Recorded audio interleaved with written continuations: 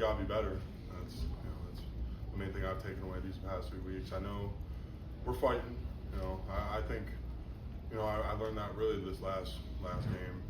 It wasn't going good for us, especially as all line. We were giving up a lot of pressure, and we fought to the end of the game, and you want to win those, but it just didn't go our way at the end. But I think we're fighting and we're trying to get better. So. Ryan, you played left tackle before, but was the transition from right back to left maybe even more challenging than you expected it to be? Yeah, it is.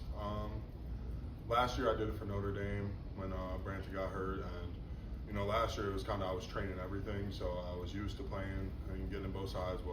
This year I was focused on right. I thought right was going to be my position the whole year. So, I thought because of last year I played pretty good at the one game of left tackle. I thought it was going to be easy transition, but there's been some tough stuff that I didn't expect. But I got 2 games under my belt. I started to really pick it up towards the second half of Clemson. I felt pretty confident, and I just need to keep stacking days and keep getting better. I had a pretty good practice today, so just keep getting better. Ryan, you guys can only be so physical in the practice. What can you do in those settings to get better as a group? I just, like you said, you can only be so physical, but you just got to push it to that limit every day.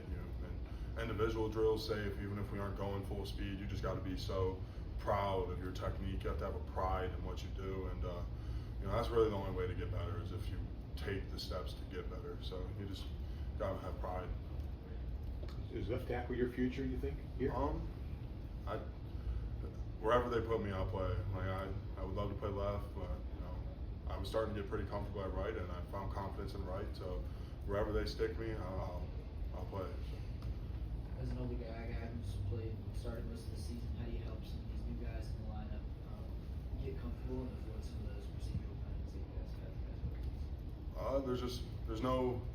There's nothing like experience and getting put into getting tested in actual battle. So just you got to be able to lock in on the QB snap count or whatever, and just once bullets are firing, you might see some stuff that they didn't do in practice because there's the pressure of crowd noise and the defense is making communication. So I think that's just mostly stuff that you have to learn through being battle tested, and it's just discipline really. You just got to be disciplined in practice, and what shows up in practice will show up in game. So. How do you deal with those frustrations and those procedure penalties? How do you deal with them in practice? What are you guys working on to stay in points? If you do false start, then you got push-ups, but you just can't do them really. It hurts the team. You can't start behind the sticks, or even worse, you can't be in a position to score and back yourself up 20 yards and hurt the team like that. So it's just the situation, and you just can't do it. So. What have you seen from some of the guys that needed to step in? Jackson, Isaiah, some of those guys. Isaiah he's so physical, and I think I heard Darbo say it's just little technique things, but he's so talented that a lot of the times, even though if say he messed up on technique, and he's so gifted that he can fix it just off talent. And then Jackson, he got into his head a little bit. I'll say that. He got one rep, and the dude got him inside, and then after that, he kind of looked a little timid out there. So what I told him is just you got to be stuff's gonna happen. You're not perfect. Stuff happens throughout a game. So no matter what, you just got to be you, and you just got to play ball. You can't be scared and sitting there overthinking while playing. So. Ryan, you mentioned pride. This is an offensive unit that was scoring a ton of points early. How have you guys come together? How are you kind of dealing with this, and what's the pride going forward here? How do you want to finish the season? You started off 7-0, everything was going hot. Now things aren't going hot. Do you want to be known as the team that just ran off the tracks, or do you want to be remembered as a team that picked it up at the end and built some confidence going into bowl prep and then into the next season? So, we just have to start by today in practice, tomorrow in practice, and then, just take off on Saturday and show the people we're still that same team.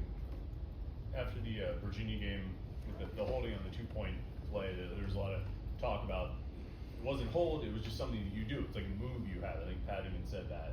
Is that something either you or the coaches have to sort of communicate with the refs about, look, here's this thing I do, it might look a certain way, but, it's not that. Yeah, that's something the coaches worry about. I don't know. It's just, I learned from Gabe Hoy, that was his favorite move, so that's just something that I've been taught from my years here, and it's kind of my fault too. You know, I had 2 holding penalties early on in that game, and obviously, you know, if someone gets 2 penalties, the refs are probably going to be keen on you. And they were dumb penalties by me; it shouldn't even happen. So, if you know that you're being looked at, just don't even do something stupid like that. I had them blocked; I didn't have to do it. So, you know, just unnecessary. Are you still doing the move? Yeah, I'm gonna do it. You can't let someone, you know, kind of like the same thing I just said about Jackson. Just because it messes up one time, you can't be scared to do it. I was doing it throughout the whole year, and just because, you know, 1 penalty throughout the 10 games I've been doing it, you can't let it scare you. How do you think Nate did stepping in last week? He's a warrior. I mean, I already had so much respect for Nate, just how he's been his whole career here, stepping in like that, and to go through the beating that honestly that we put him through like that, the hits that he took and he still battled through. You know, we owe him anything. Like he gained a lot of respect in this building for that, and you know, I wish we could have pulled it through for him. So. Do you feel like you have that in both quarterbacks, as far as the toughness and, you know, ability to take hits, things For sure. like that? Yeah, Eli's really tough. I mean, I've seen him battle through. Like early on when our protection wasn't great, he was battling, especially that West Virginia game. You know, he kind of put us on his back in that 4th quarter. So, you know, they both have tremendous respect in this program. What's it do for an offensive line when you know you have 2 guys that can be back there that are tough and warriors, as you said?